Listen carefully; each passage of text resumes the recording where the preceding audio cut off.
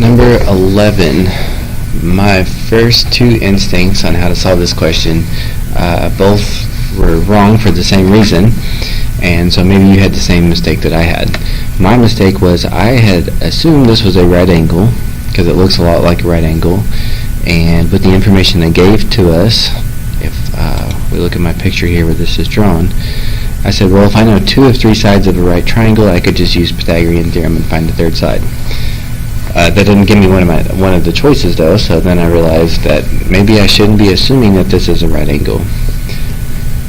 So my next thought would be, well, why don't I just set up a SOHCAHTOA equation and solve with that? Well, unfortunately, SOHCAHTOA equations also only work if you have a right triangle, which apparently we don't here.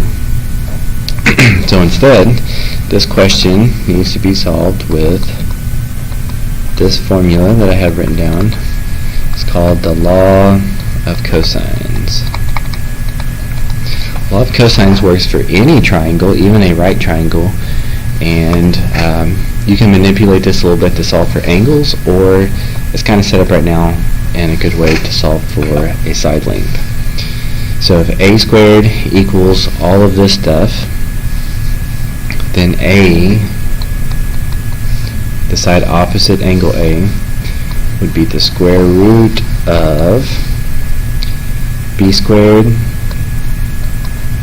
It's going to be the side opposite angle B, plus c squared, which is going to be the side opposite angle C, minus 2 times B times C times the cosine of angle A. It's got to be the angle opposite the side you're trying to find. So if you're trying to find side A, this is going to be angle A. Now, if you Google search law of cosines, it's probably going to write out the formula in a few different ways, where someone has solved it for b squared equals and c squared equals, and then also for the angles. But for us, they gave us what we needed. So next, it's a matter of getting this into the calculator.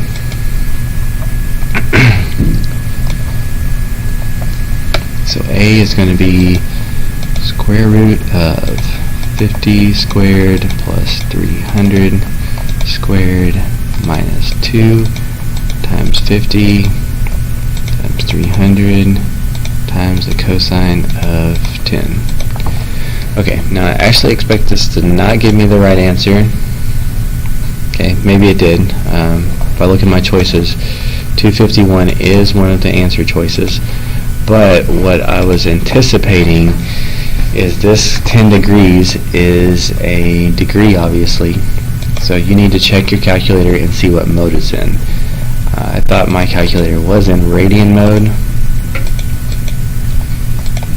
So notice, if you had done radian mode, it would say this was your answer, which looks a lot like choice A. So that's called a distractor.